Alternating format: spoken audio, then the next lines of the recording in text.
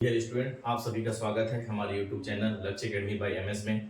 जैसे कि हमने कुछ दिनों से पहले बहुत सारे अंकों का एप्टीट्यूड का कुछ सीरीज लेके आया था आपके सामने, तो उसी को हम आगे बढ़ाते हुए हम इकाई का अंक ज्ञात करना है, किस प्रकार से हम इकाई का अंक ज्ञात कर सकें इसको आगे बढ़ाते हैं। जैसे अक्सर पेपरों में ये देखा जाता है कि जब हम बड़े से बड़े डिजिट देखते हैं तो हमारे अंदर डर पैदा होता है उसको लेके, तो उसी डर को खत्म करते हुए जैसे आपके पास दिया हुआ है 756 756 मल्टीप्लाई 938 और 872 है। अगर इनको अगर गुणा करेंगे तो बहुत बड़ा डिजिट बन जाएगा। तो इससे क्या करेंगे, अपन इसको शॉर्ट ट्रिक्स में बनाएं। शॉर्ट ट्रिक्स में कैसे बनेगा, जैसे आप ये आपका 6 और आपका इकाई का अंक दूसरा हो गया 8 और इसका इकाई का अंक 2 है। अगर इनको आपस में मल्टीप्लाई कर दिया जाए, गुणा कर दिया जाए, तो जिससे इसका इकाई अंक निकलेगा वो इस सारे अंकों का क्या हो जाएगा, इकाई का अंक होगा। जैसे कि ये हो गया 48 48 मल्टीप्लाई अगर 2 करेंगे जिससे निकल जाएगा आपका 96।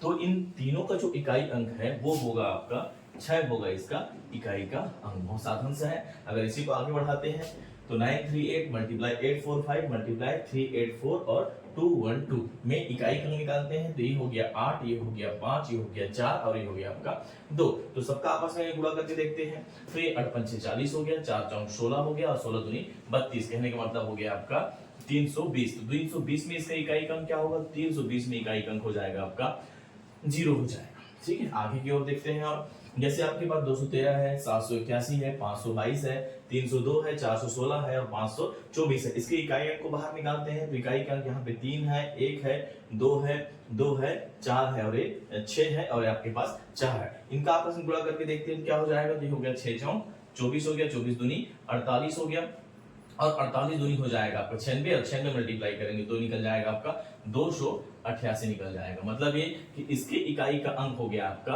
8। तो इसी प्रकार आप किसी भी संख्या को ना, इसी प्रकार किसी भी संख्याओं का इकाई का अंक निकालना है तो आपस में जब इनकी इकाई अंतिम अंक संख्याओं को अगर आप क्या करेंगे, आपस में मल्टीप्लाई करेंगे, वो निकल जाएगा आपका इकाई का। और अगर साथ में देखेंगे किसी भी संख्या के पीछे अगर 0 लगा हुआ है, जैसे आपके पास किसी भी संख्या के पीछे 0 लगा हुआ है, जैसे 840 मल्टीप्लाई आपका 948 मल्टीप्लाई आपका 649 और इस प्रकार से कितनी ही संख्या क्यों ना हो, तो आपस में जो इसका इकाई का अंक क्या हो जाएगा 0। क्यों? क्योंकि इसकी अंतिम संख्या में क्या है, आपके पास 0 है। तो आपस में जो इकाई का संख्या है वो लास्ट में क्या हो जाएगा, आपका 0 है। जैसे करके देखेंगे तो भी आपका क्या निकलेगा 0। बहुत साधारण सा है, इसका इकाई का अंक क्या हो जाएगा 0 हो जाएगा। ये एक साधारण तरीका है। जब प्रश्न पूछा जाएंगे आपके प्रतिभागी परीक्षाओं पे तो ये इकाई का अंक आपका 0 हो जाएगा। हम इसी की प्रक्रिया को आगे बढ़ाते हुए आगे देखते हैं।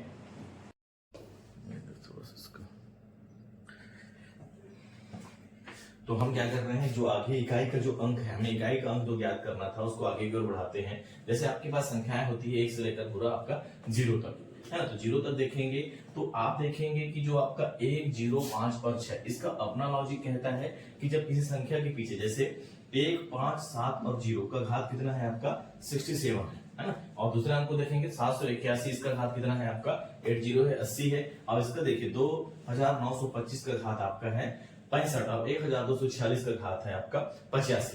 तो इसमें अगर देखते हैं आप तो 1570 को आपस में 67 बार गुणा करना बहुत पॉसिबल नहीं होता, पॉसिबल होगा ही नहीं, आप पेपर में नहीं कर पाएंगे। तो आपको करना क्या है, जिस इन संख्याओं को जो इकाई को अंक देखेंगे तो यहाँ पे 0 है, यहाँ पे 1 है, यहाँ पे 5 है और यहाँ पे 6 है। तो इनका जो इकाई का अंक है, आप इसको जितना भी बार गुणा करें इसका इकाई का अंक हमेशा 1 का 1 आएगा, 0 का 0 आएगा और 5 का 5 आएगा और 6 का 6 आएगा। जैसे आप 1570 को गुणा करेंगे 67 बार तो उसका जो इकाई का अंक हमेशा क्या होगा 0 होगा। इसका लॉजिक है, इसको याद रखें, सिंपल सा है। और 781 है, इसका घात 80 है तो 80 बार तो गुणा नहीं कर सकते, लेकिन इसकी इकाई के अंक में देखोगे 1 है तो आप कितनी बार गुणा करेंगे इकाई का अंक आपका आ जाएगा 1। दूसरा संख्या है आपका 2925 का इकाई का अंक है 5 और इसको आपस में गुणा करेंगे तो इसका इकाई का अंक भी क्या आएगा 5 ही आएगा। बाकी चौथा संख्या 1246 में देखेंगे तो इसको 85 बार गुणा करना पॉसिबल ही नहीं है, तो 6 को आप आपस में जितने ही बार गुणा करें क्या आएगा आपका 6 आएगा। मतलब 1, 0, 5 और 6 का आप कितने ही बार गुणा करें 1 का इकाई हमेशा 1 होगा, 0 का इकाई हमेशा 0 होगा, 5 का इकाई हमेशा 5 होगा और 6 का इकाई हमेशा 6 होगा।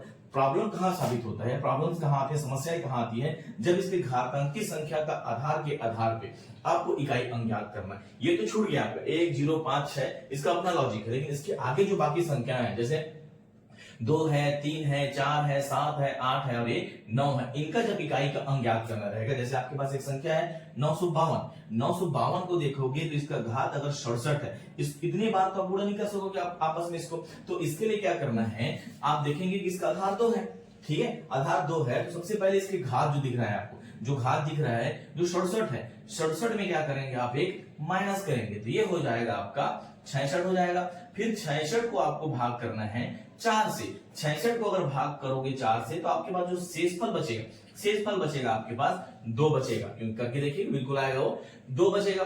जब 2 बचेगा तो 2 में आपको क्या करना है, फिर से 1 जोड़ना है, तो ये कितना हो गया, 3 हो गया। और ये जो 3 है, जो इसका आधार इकाई अंक 2 है, उसको इसका घात बनाना है, मतलब 2 का घात हो जाएगा 3 और 2 को 3 बार आपस में गुणा करोगे तो ये आ जाएगा आपका 8। कहने का मतलब ये है कि 952 जो संख्या है, इसको आप कितने ही बार, है ना, आप कितने ही बार गुणा करेंगे, आगे गुणा करेंगे 952 को 67 बार गुणा करेंगे तो इसका जो इकाई का अंक है वो आ जाएगा आपका 8 आ जाएगा। सिंपल सा है। आप देखिए इसका आधार है मान लो 2 है, कोई भी आधार 2 है, 3 है, 4 है, 7 है, 8 है, 9 है, अगर इसका आधार आएगा तो आपको इसी फॉर्मेट में लाना है, क्या, इसके घात में 1 आपको माइनस करना है, उसके बाद 4 से इसको भाग करना है, जो शेषफल बचेगा उसमें आपको 1 जोड़ना है, जरूरी नहीं कि 2 शेषफल आए, जब 2 जोड़ेंगे तो हो जाएगा एक संख्या और उसका आप उसके आधार वाली संख्या, जैसे इसका आधार 2 है, आधार वाली संख्या का घात बनाएंगे तो इसका उत्तर आ जाएगा 8। इसको करके देखते हैं, क्योंकि इसके 81 का घात है लेकिन इसका आधार कितना है, 4 है, तो आप क्या करेंगे 81 में से आप एक माइनस करेंगे, 81 में से एक माइनस करेंगे तो आपके पास आ जाएगा 80। 80 को अगर 4 से भाग करेंगे तो ये पूर्णतः भाग चला जाएगा, मतलब आपके पास शेषफल कितना बचेगा, 0 बचेगा, तो शेषफल बचेगा आपका 0 और 0 में आपको 1 जोड़ना है, तो 0 में जब 1 जोड़ो कितना हो जाएगा, 1 हो जाएगा। तो इसका आधार क्या है, आधार इसका 4 है, तो आधार है तो 4 को क्या करेंगे, 4 का घात हम लोग 1 बनाएंगे, तो 4 को आप एक बार गुणा करोगे क्या आएगा, 4 ही आएगा। कहने का मतलब ये हो गया कि 1524 को जब आपस में 81 बार गुणा किया जाए तो कितना आ जाएगा, 4 आ जाए।